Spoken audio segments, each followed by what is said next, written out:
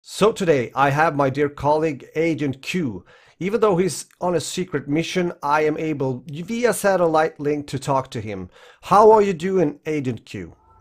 Sorry, Agent Roger, I need to just look around. There are some people around here doing not good agently stuff, but it's out here in the field. I think I'm losing connection. Relocating Agent Q. Okay. Well, as I said, he's on a secret mission, so we don't know really how the connection can be. Do you copy, Agent Q? Do you hear me? I do hear you, Agent Roger. Or should I say Agent R? As yes.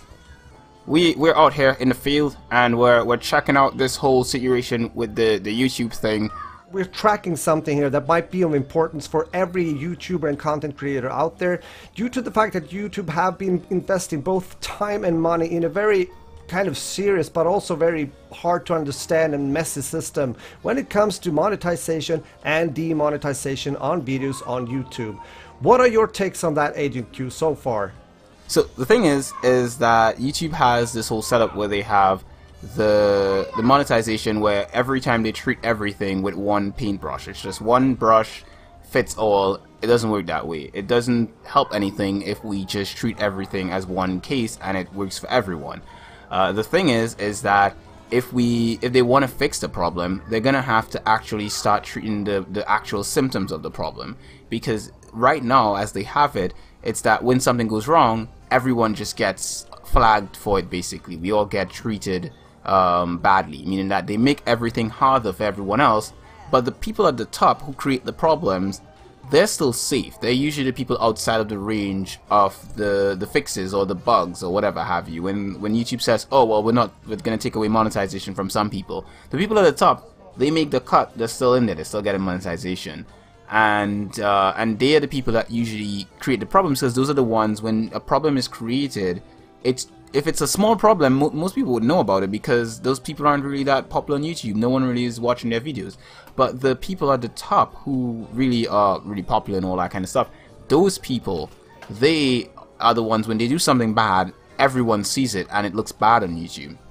And so they need to actually start focusing on ways to fix these problems, to remove these problems. And the best way to do it is to start having a system whereby it's, you know, in a sense, it's sort of a system where you join YouTube and you can choose how your content is shared. Because the thing is that if you go to Netflix and you have kids, on Netflix there's an option for the kids mode where kids only see kid shows, and then there's an adult mode where adults see adult stuff. And it's the same way with a lot of things. There's a sort of like an option that you can choose where you can have parental control and lack of parental control and so forth. In the same way, when it comes to games and ads and stuff like that, if you have an ad and you want to run an ad next to a game that may have violence or whatever have you in it, then you should have a sort of like a tiered system whereby advertisers know what their stuff could be advertised on, so they can choose, okay, great, I want to advertise on games, and yes, I want to tick that box that says, hey, I want to advertise on games that may have violence in it, or I want to advertise on games that may have some sexual content in it, or whatever have you. You choose that, and by doing so, what happens is that people still get monetization because there are people watching this stuff. It's the same thing like when you watch television, like if you watch HBO.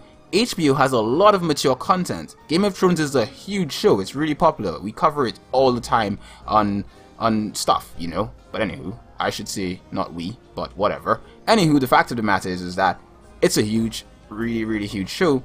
And the thing is that there are ads that are run during Game of Thrones. And the reason being is that the advertisers know that they're running an ad during a mature show.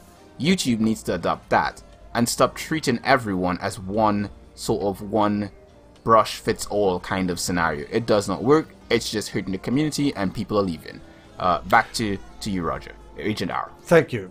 Maybe this would be better, and if so, how could they change? How could they make a turn right here, since they've already taken notice, but they kind of went along with the advertisers more than, you know, reaching out to the content creators, listen to the needs, and a discussion like this, and making it really hard within this system that has been applied now on YouTube at least. What do you think? I don't want to say that I don't believe they've thought of this idea. I want to assume, and I'm using this very, how can I say, very broadly. I'm just like assuming here. but that they've thought of it, or someone in their board meeting may have said, hey, what if we do this?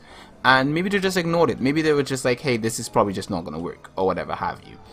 And so they are catering to their advertisers, but in a way they're not, because if you take away a lot of the places that people watch content from advertisers and you say, hey, you can't advertise on this because, well, it may be bad or whatever have you, that's a portion of advertisers that you may not fit. For example, there are things that people sell that are mature things. Like, for example, people sell, you know, Viagra. Viagra is a mature thing. It's for adults, right? A Viagra ad running on, for example, a game that is a mature game like Senran Kagura that has stuff of a sexual nature in it. A Viagra ad running on something like that would make sense. Someone's probably playing a Senran Kagura game. Maybe they have reasons to start feeling for a shag or something. They buy Viagra. That's how advertising works. You advertise stuff where the clients of that stuff may want it, basically. And so because of how that is, all they have to do is think about not just the advertisers, but also everyone else involved. So in a way, even though they may be thinking of the advertisers, they're also hurting the advertisers in the same way, because they're removing some advertisers who may want to advertise with them. I hear you clearly, Agent Q, and I definitely agree with you. The thing though is that it would be really hard at this moment for YouTube to make such a change. And I'm saying that because I think they already have taken their decision, and they are strongly putting a lot of trust and, again, effort and money into this, you might say, yeah, full-blown monetization system where we have these symbols of yellow and green and half yellow and red, whatever. And I think it's going to be really hard to at this point for them to make a change, because money has already been invested. You have something to say right there, Agent Q? Sorry, Agent. Well, the thing is, Agent, is that even though money is invested and stuff like that, they're going to lose the market, because right now YouTube has invested in, not YouTube, sorry, but you know, Facebook has invested in you know, having a partnership program with Facebook content creators. It's currently in the process of you know, it's launched, and people can actually start, you know, probably I will assume in a few months start making money from Facebook. And then Twitch is also cutting into the market, where they're making it possible for content creators to store their content on there and have it up there for special content and special streams and all that kind of stuff to make more money. So the thing is that everyone wants a piece of this pie, and like, you know, other Agent Q has said, is that, you know, if everyone wants a piece of the pie and it's one big pie, the thing is that YouTube is going to lose pieces of that pie piece by piece. And if in the long run, I think the others are going to win out if YouTube does not fix their situation. Yes, a lot of money has been spent on the whole system they have running, but it doesn't work. The system, it does not work. And if you've spent that money, you got to cut your losses. You got to cut your losses right there and move on to the next step. Back to you, Agent. Thank you, thank you. Well, with that said, if that's gonna happen, or probably we'll see the effects of this coming maybe already in the year of 2018, because this is not only affecting income and such, because we have smaller channels that before also made money. Now we have a new kind of rule when it comes to views and all that stuff, we know that.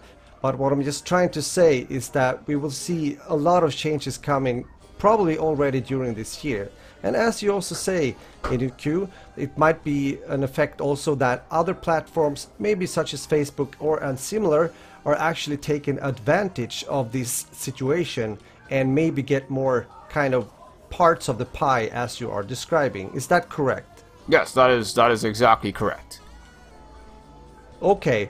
Well, with that said, I think we can round it up right here, dear Agent Q, because I know that you have other things to do. You are on a secret mission and you have to continue your task as we're speaking. But I want to just kind of wrap it up. Is it something towards the end here that you want to say when it comes to the immediate actions that YouTube should do in order to fix their shit, if I may use that expression? Well, the thing is I do think YouTube needs to start making movements now, because everyone else in the industry, they're making movements. Twitch is making movements, Facebook is making movements, and the minute that they actually get something solidified, something that is very attractive to streamers and content creators and so forth, when they have that, it's going to be too late. It's going to be too late for them to actually do anything that's going to matter Because the minute that we find something that's more attractive, and for me, Facebook is the most attractive for me. Facebook has a huge market. There are millions of people on Facebook, or billions. I can't remember the correct number. But there's a lot of people already on Facebook. The thing is that once that happens and Facebook becomes that thing, Facebook sets it up in a way where content creators can create their content and share it, it's gonna be the easiest one to make a lot of traffic on, because of the fact with Facebook you have Facebook groups and you have a ton of people on there, you know, and so you can tag people, you can share to people, you can get stuff out there.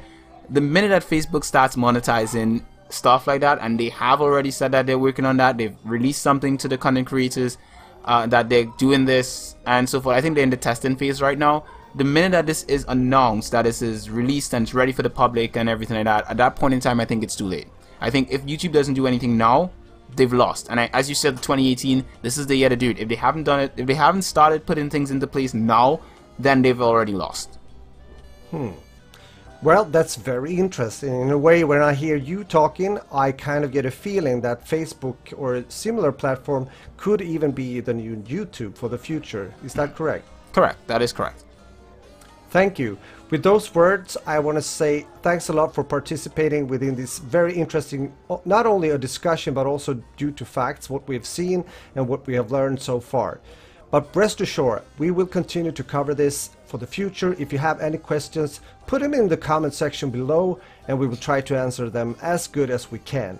Let us also hear your opinions and your thoughts about this and how it will affect not only YouTube, but maybe yourself as a viewer and as a content creator on this platform.